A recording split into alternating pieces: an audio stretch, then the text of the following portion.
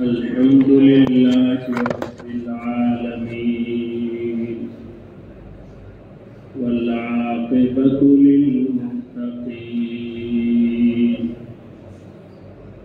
والصلاة والسلام على سيد الأنبياء والمرسلين وعلى آله وأصحابه أجمعين. أما بعد فأعوذ بالله من الشيطان الرجيم. بسم الله الرحمن الرحيم. الحج أشهر معلومات فمن فرض فيهن الحج فلا رفث ولا فسوق ولا جدال في الحج وما تفعلوا من خير يعلمه الله وتزودوا فإن خير الزاد التقوى واتقون يا أولي الألباب. آمنت بالله صدق الله مولانا العظيم.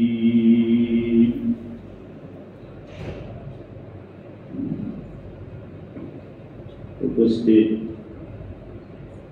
মুআজ্জাজ মুহতারাম সম্মানিত মুসল্লিয়ানে কেরাম, আল্লাহ রাব্বুল আলামিনের দরবারে অসংখ্য শুকরিয়া যে আল্লাহ রাব্বুল আলামিন মেহেরবানি করে দয়া করে আমাদেরকে জুমার নামাজ আদায়ের জন্য মসজিদে আসার তৌফিক দান করেছেন। আলহামদুলিল্লাহ। প্রস্তুতি নিয়ে কোনো ইবাদত করা আর কোন ধরনের প্রস্তুতি ছাড়া কোনো ইবাদত করা, এই দুইয়ের মাঝে অনেক ব্যবধান আছে। প্রস্তুতি নিয়ে যেই ইবাদত করা হয়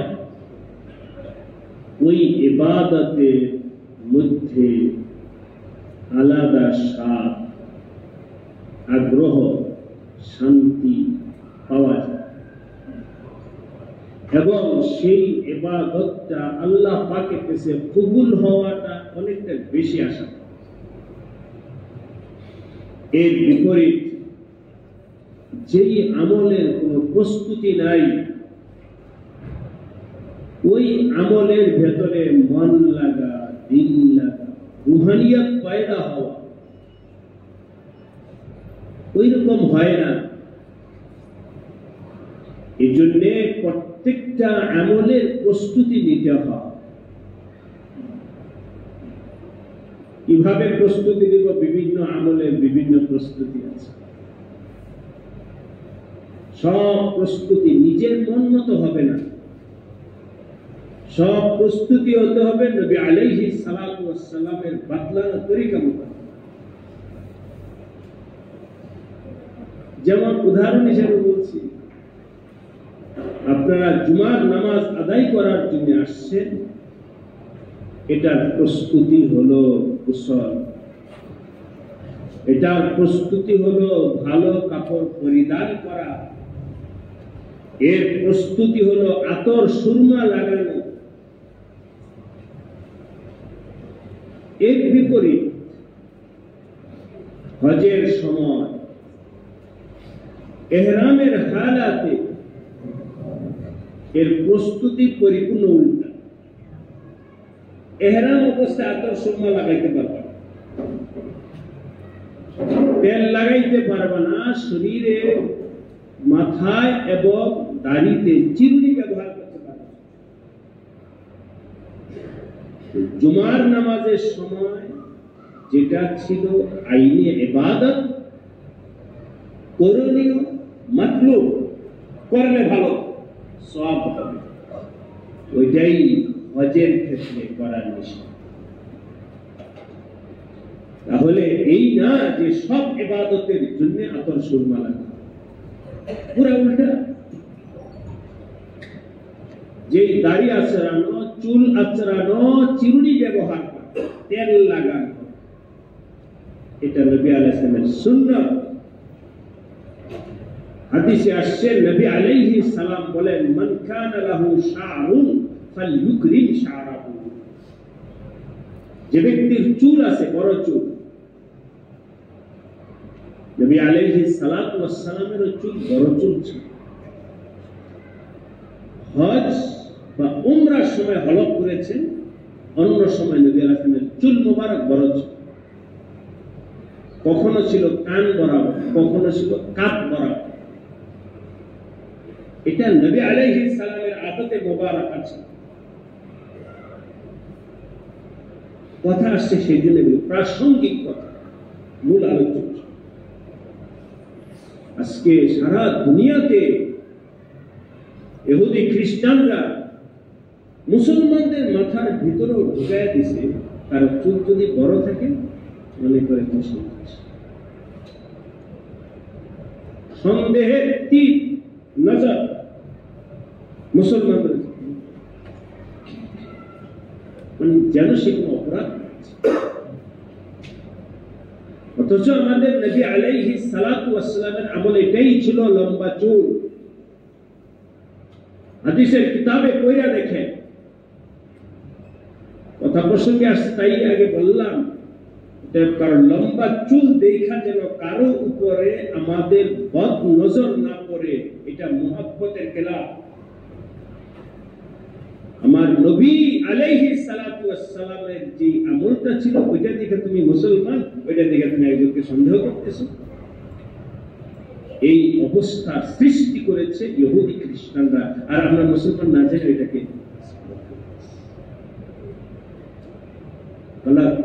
দ্বীন শরীয়ত সম্পর্কে জানা। যাই হোক, নবী আলাইহিস সালামের দাড়ি মুবারক যেমন লম্বা ছিল, নবী আলাইহিস সালামের চুল মুবারক এরকম লম্বা ছিল। নবীজি বলেন, মান কানা লাহু শা'রুন। হ্যাঁ, জরুরি না, আমি যেটা বলছি আপনারা আশা করি বুঝতে পারেন, জরুরি না কেউ যদি সহি নিয়তে এভাবে চুল রাখে তাকে সন্দেহের দৃষ্টিতে না দেখে। আজকে ইহুদি খ্রিস্টানরা এই পজিশন বানাইছে সারা দুনিয়াতে। বাংলাদেশেও এটা আসল আছে, দাড়িওয়ালা ছেলেকে ইন্টারভিউতে সন্দেহের দৃষ্টিতে দেখে। সব পাস, ভাইবাতে সামনে গেছে, দাঁড়িয়ে আছে, ফাইলটা নিচে ফেলে। বাংলাদেশে মুসলমান মানসিকতা কোথায় পড়ছে? আমরা কি আমার কোন নেগেটিভ কিছু দেখলে বলে না, নেগেটিভ কিছু না, নেগেটিভ কি দাঁড়িয়ে আছে, কোথায় গেছে? ইউরোপ, আমেরিকা, ইহুদি খ্রিস্টানদের কথা বাদ দেন, মুসলমানই তো আজকে নবীর সুন্নাত, দ্বীনের মেজাজ, মুহাব্বত ফায়দা হয়। দাড়ি দেখলে সন্দেহ হয়, চুল দেখলে সন্দেহ। নবীজির দাড়ি ছিল, চুল ছিল, তেল ব্যবহার করতেন, চিরুনি ব্যবহার, এবং বলেছেন তোমাদের যদি কারো চুল থাকে তাহলে তোমরা এটা ভালো করে যত্ন নিও, চুলের যত্ন নিও, দেখতে যেন সুন্দর দেখা যায়। এটা আমার আলোচ্য বিষয় না, কিন্তু আলোচনা প্রসঙ্গে এসে গেছে। যদি এই কথা শুনে কারো দিলের মধ্যে নিয়ত নেন যে ইনশাআল্লাহ নবীর সুন্নাতকে কখনো আমি সন্দেহ দৃষ্টিতে দেখব না, আমি মনে করি আজকে আপনাদের অনুগ্রহ কামিয়াব। কেন আমার সন্দেহ?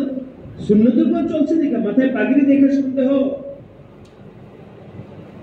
মুখে দাড়ি দেখে সন্দেহ, লম্বা চুল দেখে সন্দেহ।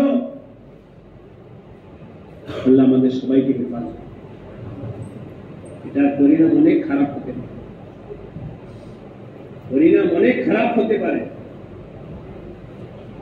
আমার ভাইরা, মানসিকতা, আকীদা, চিন্তা, চেতনা এগুলো অনেক দামি জিনিস, অনেক দামি জিনিস। যাই হোক, এ সম্পর্কে আমি আলোচনা এখানে রাখলাম। অন্য এক সময় কোরআন থেকে এই আলোচনা ইনশাআল্লাহ, যদি আল্লাহ তৌফিক দেন পছন্দ করছেন। কিন্তু আজকে অনুরোধ আপনাদের কাছে রেখে গেলাম, দ্বীন ধর্মের কোন কাজের প্রতি আমাদের সন্দেহের নজর না।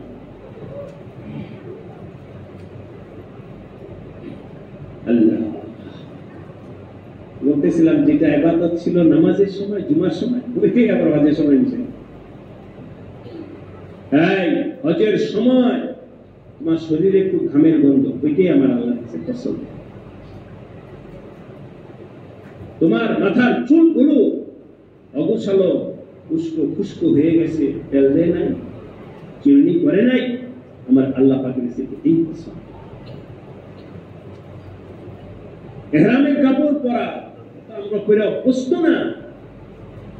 এই কাপড় পরে যখন একদিন, দুই দিন, 3 দিন চলতে থাকে, তো এখানে চাদর লাগে, ময়লার মধ্যে বসে। মানুষের চলার জিন্দেগিতে কাপড়টা ময়লা, মুহূর্তে মুহূর্তে কাপড় চেঞ্জ করার সুযোগ নেই, কাপড়টা নাই। এটাই আমার আল্লাহ পাকের পছন্দ, যে আমার বান্দা আমার সন্তুষ্টির জন্য দেখো পাগলের বেশি চুলগুলো দেখো, চেহারাটা তো 5 দিন স্বাভাবিক খাওয়া দাওয়া না থাকার কারণে সবার চেহারার মধ্যেই একটা ক্লান্তি বলেন, এই বলেন, হজের সময় আছে। আমার আল্লাহ এগুলো নিয়ে ফখর করেন, দেখো আমার বান্দা আমাকে পাওয়ার জন্য লাখ কোটি কোটি কোটি মুজদালিফায় খালি আকাশের নিচে আস্তায় করে আছে। বিছানা নাই, বালিশ নাই, কিছু নাই, তাবু নাই, ফকিরের বেশে করে শুয়ে গেছে সবাই সবাই।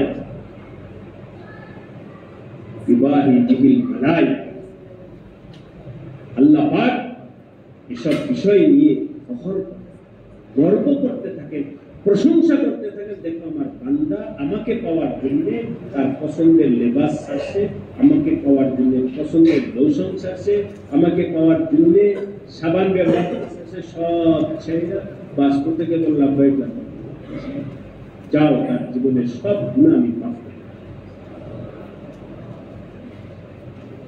এটা হলো আল হাজ্জু আল হাজ্জু আল হাজ্জু ওয়াস-সাজ্জু। হজ কোনো বিলাসিতার সফরের নাম নয়, রুটিন ওয়ার্ক খানা খাওয়ার নাম হজ নয়, কোনো ভোজন আর কোনো মিলন মেলার নাম। আসতে হলো আল্লাহ পাকের প্রেম ভালোবাসায়, নিজের ইচ্ছা পছন্দ, নিজের সব কিছু ত্যাগ কুরবানি নাম লাজিরা। এমনকি কেউ যদি কিছু বলে তা উত্তর। এভাবে যে ব্যক্তি হজ করে, হাদিসে আসছে মান হাজ্জা ওয়ালাম ইয়ারফুস ওয়ালাম ইয়াফসুক রাজাআ কায়াউমিন ওয়ালাদাতহু উম্মুহু। নবীজি বলেন, যে ব্যক্তি হজ করলো নিয়ম মোতাবেক, যে ব্যক্তি হজ করলো হজের সফরে কোনো গুনাহ করে না, গীবত নাই, শিকায়ত নাই, অভিযোগ নাই, কিচ্ছু নেই কোন ব্যাপারে। ভাই আপনাদের এজেন্সিতে খাওয়া দাওয়া কেমন ছিল? অভিযোগ ভাষা কোথায় ছিল? অভিযোগ নাই, আলোচনা নাই, এগুলো কি? আল্লাহ যেখানে রাখছে, গীবত নাই, শিকায়ত নাই, অভিযোগ নাই, কিচ্ছু নাই।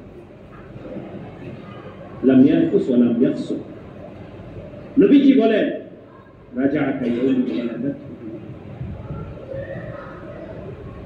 ব্যক্তি হজ করে যখন ফিরে আসে বাড়িতে, আল্লাহ পাক তাকে এমন নিষ্পাপ বানায় দেন যেন সে আজই মায়ের গর্ভ থেকে নিষ্পাপ অবস্থায় দুনিয়াতে পদার্পণ করে। এই জন্য ভাইরা আমার, আলহামদুলিল্লাহ এই বছর জানেওয়ালা আছে, আগামী বছর জানেওয়ালা আছে, আল্লাহ পাক সবাইকে যাওয়ার তৌফিক দেন। কিন্তু এর জন্য প্রস্তুতি, এর জন্য প্রস্তুতি নাও। ফাতাজাওয়াদু, প্রস্তুতি নাও। मसाइल सीखो, फजाइल सीखो, मिजाज तैयार करो, दिल तैयार करो, कुर्बानी वाला हो। सब কিছু ত্যাগ করার জন্য এখন থেকে প্রশিক্ষণ প্রস্তুতি নাও হজের জন্য। ভাইরা বলতেছিলাম প্রত্যেকটা ইবাদতের একটা প্রস্তুতি আছে, হজের প্রস্তুতি আছে, নামাজের প্রস্তুতি আছে, রমজানের রোজার প্রস্তুতি আছে, সামনে কুরবানি আসতেছে, এটার জন্য প্রস্তুতি। কুরবানির জন্য প্রস্তুতি নেই, যেই সময় হজ হবে ওই সময় কুরবানি। দুইটা আমল আল্লাহ পাক, এক আমল আল্লাহ রাখছেন মক্কা, মদিনা, মিনা, মুজদালিফা, আরাফার সাথে সংশ্লিষ্ট। আর সারা দুনিয়ার মুসলমান যারা হজে আসলো না, পারলো না, তাদের জন্যও আল্লাহ পাক এই সময় কিছু না কিছু ইবাদত আমল রেখেছে। রোজার আমল আছে, জিলহজে রোজা, জিলহজে তাকবীরে তাশরিকের আমল আছে, জিলহজে হাজীদের নমুনা হিসেবে নখ চুল না কাটার আমল আছে, জিলহজ মাসে কুরবানি করার আমল আছে। এই আমলগুলো অধিকাংশ হাজীদের আমলের মুশাবিহ, হাজীদের আমলের সাথে সাদৃশ্য করবে। আপনি আমি বাড়িতে থাকা চুল নখ কাটতেছি না, হাজিরাও ওইখানে মক্কা মদিনায় ইহরাম বাঁধার পরেও তারা চুল নখ কাটতেছে। এটা সব দিকে না, এরাও তাকবীর করতেছে, তোমরাও তাকবীর, দুনিয়ার যে কোনো জায়গায় তাকবীর। হাজি যদি তামাত্তু হজ করনে वाला হয়, হাজি যদি হজ্জে কিরান করনে वाला হয়, তাহলে সে সেখানে দমে শুকর কুরবানি করে। কুরবানি শব্দটা বুঝে হিসেবে বলা কুরবানি, নতুবা এটাকে দমে শুকর। তোমরাও নিজের বাড়িতে থেকে যাকে আল্লাহ পাক সুযোগ দিয়েছেন তারা কুরবানি করো, পশু কুরবানি করো। এই সব আমল হাজিদের সাথে সাদৃশ্য। তাই আমার ভাইরা যারা হজে যাবেন না, তারা কুরবানির জন্য তৈয়ারি নেন। যারা হজ করবে তারা হজের জন্য তৈয়ারি নেন। তৈয়ারি বিভিন্ন ভাবে, তার মধ্যে সবচেয়ে বড় তৈয়ারি হলো অখায়রা জাত আত্মাকুয়া। উত্তম পাথেয় হলো তাকওয়াকে পাথেয় বানানো।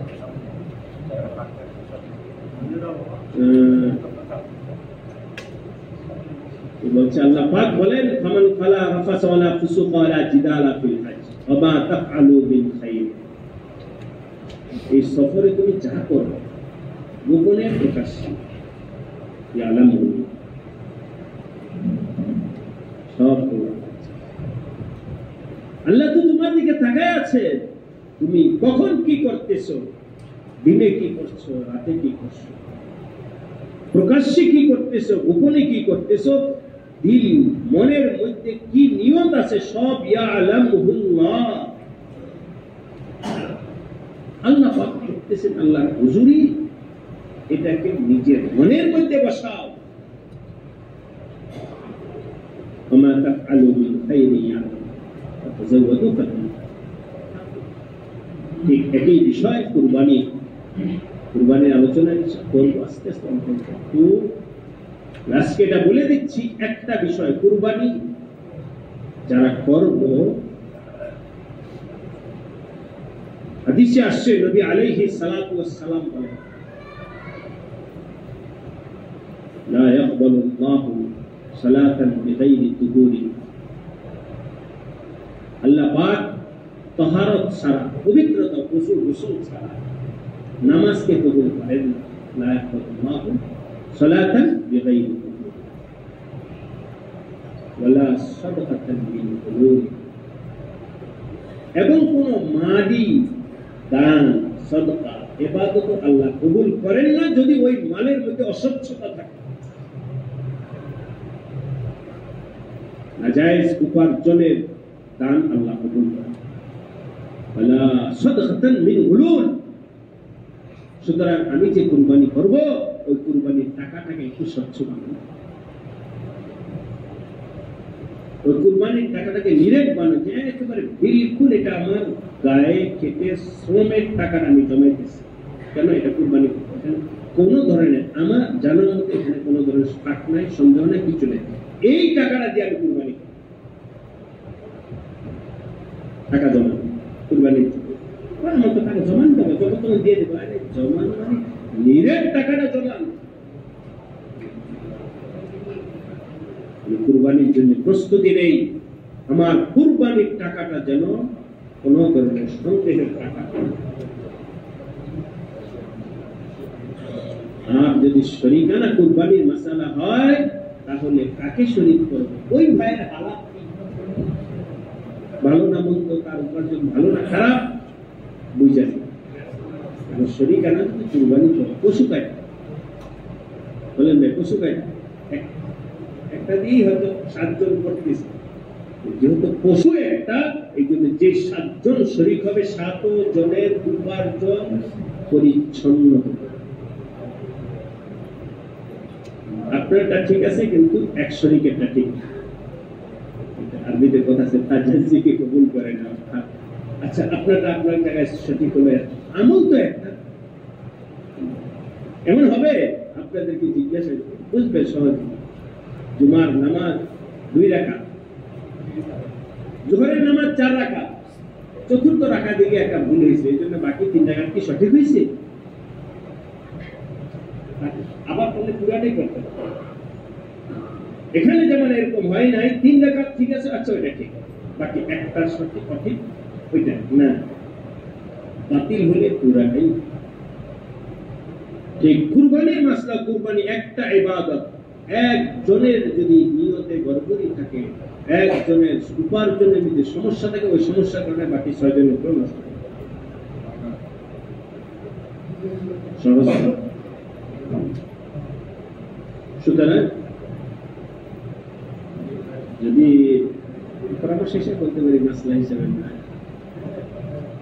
যদি কারো ব্যক্তিগত এককভাবে দিতে সমর্থ না থাকে তাহলে আমি সেক্ষেত্রে বলবো আপনার বড়টা দেওয়ার পথে একটা খাসি নিজে একটা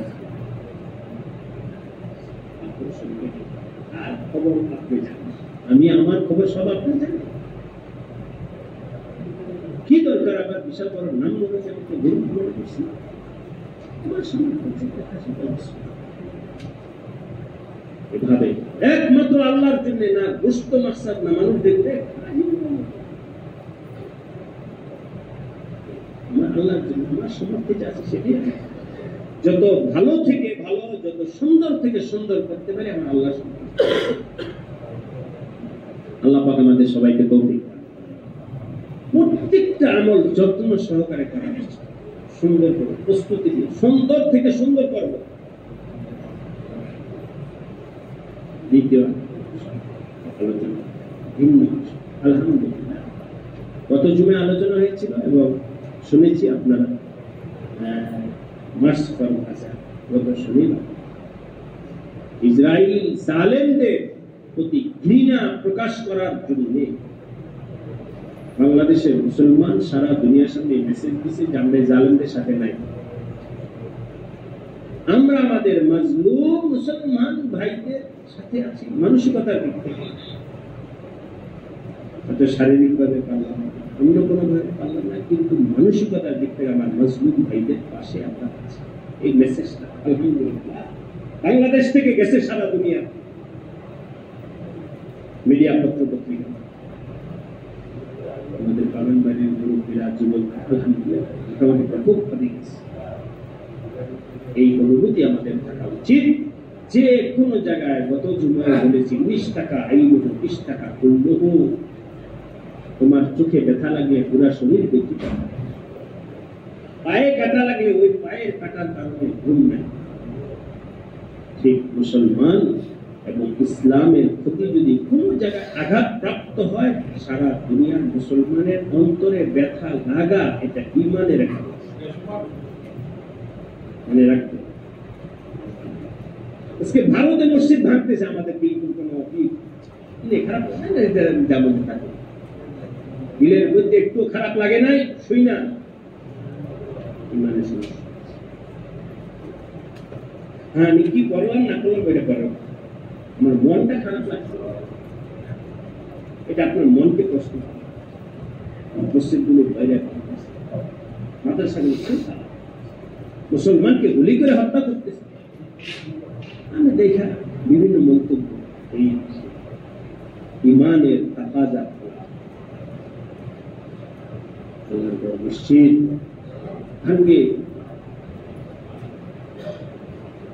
আল্লাহ আমাদের এই জায়গায় নিজের ইমানটা দুরুস্ত করা তৌফিক।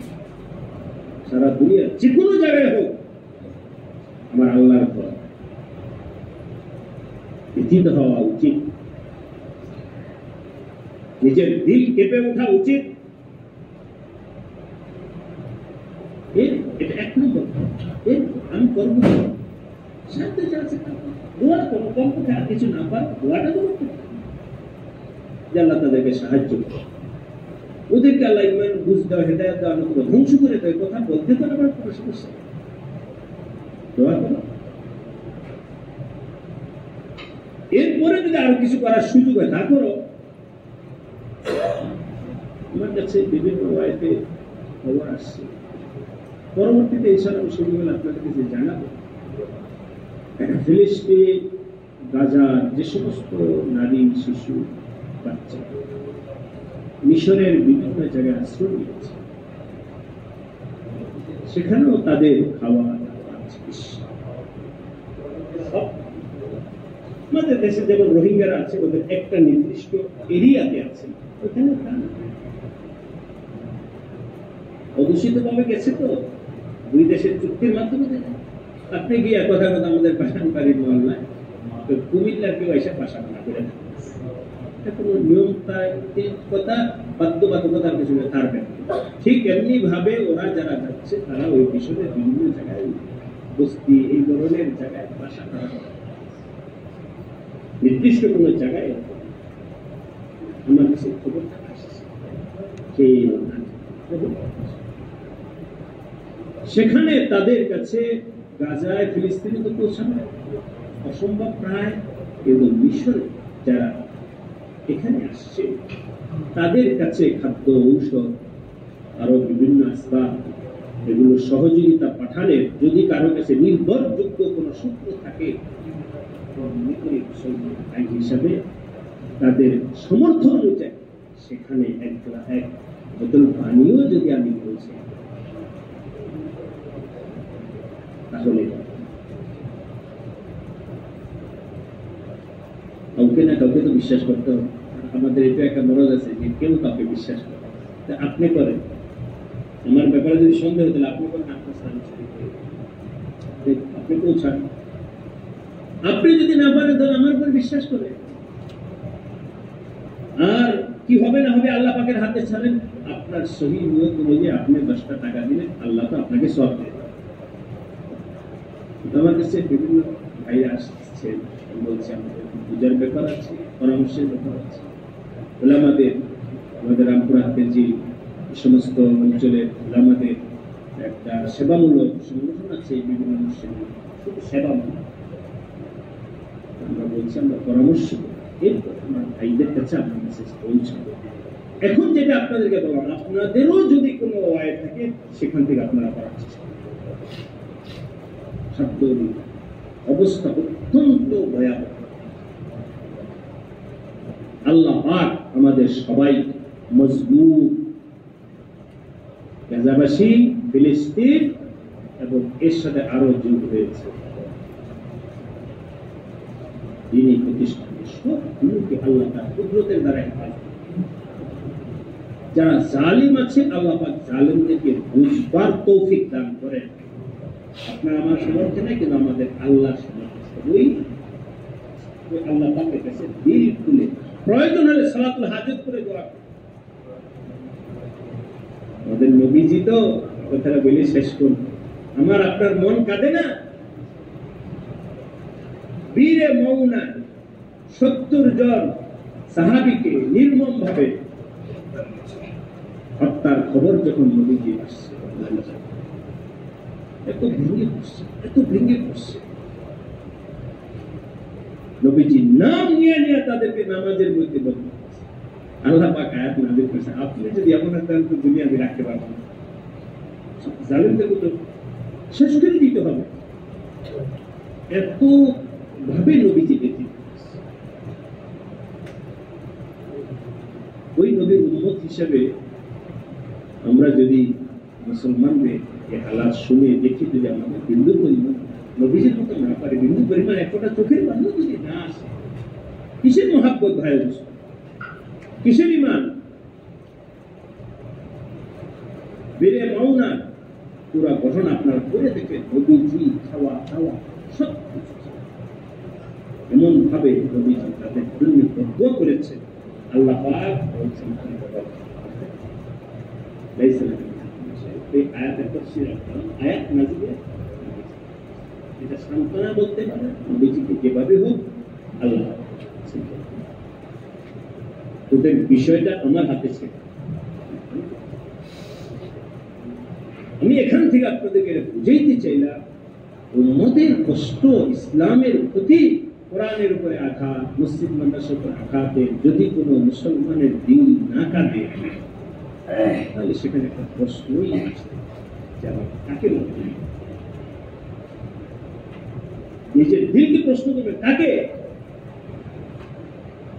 আল্লাহ আপনাদের সবাইকে আলহামদুলিল্লাহ রাব্বিল আলামিন যারা সুন্নাত